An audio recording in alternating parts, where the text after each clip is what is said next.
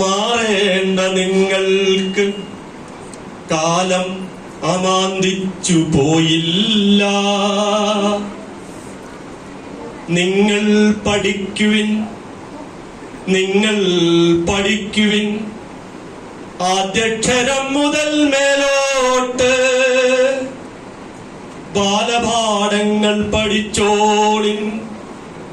മതിയാവില്ലെങ്കിലും നന്നായി പഠിച്ചോളിൻ.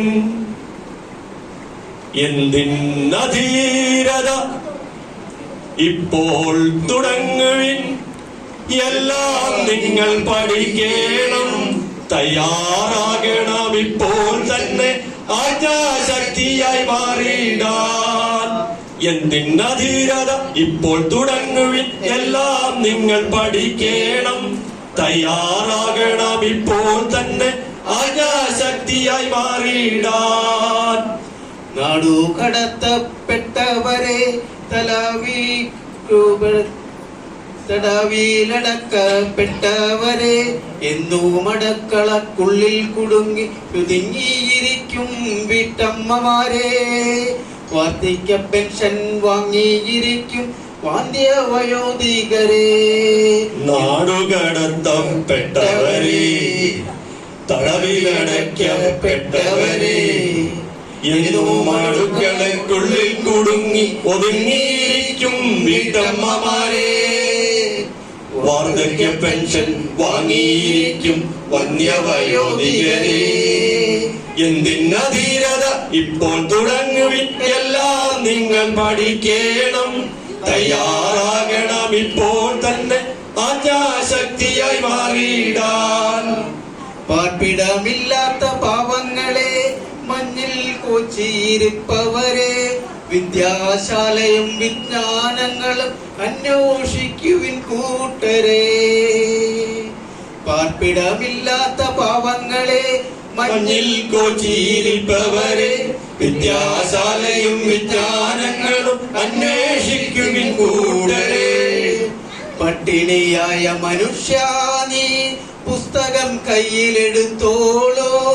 പട്ടിണിയായ മനുഷ്യ നീ പുസ്തകം കയ്യിലെടുത്തോളൂ.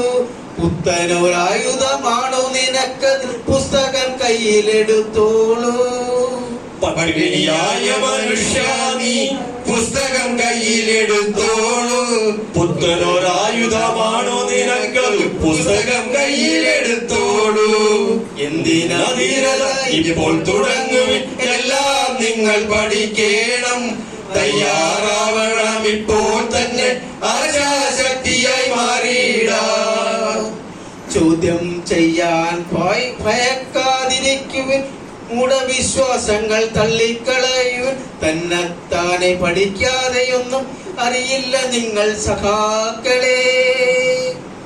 ചോദ്യം ചെയ്യാൻ ഭയക്കാതിരിക്കുവിൻ, മൂഢവിശ്വാസങ്ങൾ തള്ളിക്കളയുവിൻ. തന്നെത്താനെ പഠിക്കാതെയൊന്നും അറിയില്ല നിങ്ങൾ സഖാക്കളെ.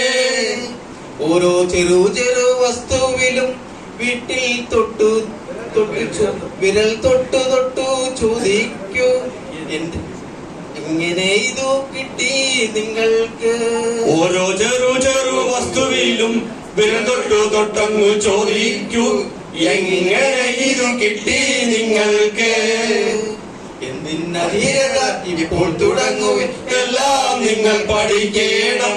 തയ്യാറാകണം ഇപ്പോൾ തന്നെ ആശാശക്തിയായി മാറിയിടാൻ. എന്തിനധീരത ഇപ്പോൾ തുടങ്ങുവിൻ, എല്ലാം നിങ്ങൾ പഠിക്കണം. തയ്യാറാകണം ഇപ്പോൾ തന്നെ ആശാശക്തിയായി മാറിയിടാൻ. വിശ്വപ്രസിദ്ധനായ ജർമ്മൻ നാടകകാരനും കവിയുമായ ബെർത്തോൾഡ് ബ്രെക്റ്റ് എഴുതിയ വരികളാണിത്. ഇതിനെ മലയാളത്തിലേക്ക് തർജ്ജമ ചെയ്തത് പുനലൂർ ബാലൻ എന്നുള്ള കവിയാണ്. ഒരു കാലത്ത് കേരളത്തിലെ തെരുവോരങ്ങളെ അങ്ങോളം ഇങ്ങോളം ത്രസിപ്പിച്ച വളരെ പ്രസിദ്ധമായ ഒരു പാട്ടാണിത്. ഇത് ഞങ്ങളുടെ ഈ രാഗത്തിൽ നിങ്ങളുടെ മുന്നിൽ അവതരിപ്പിച്ചു. കേട്ടിരുന്ന നിങ്ങൾക്ക് നന്ദി.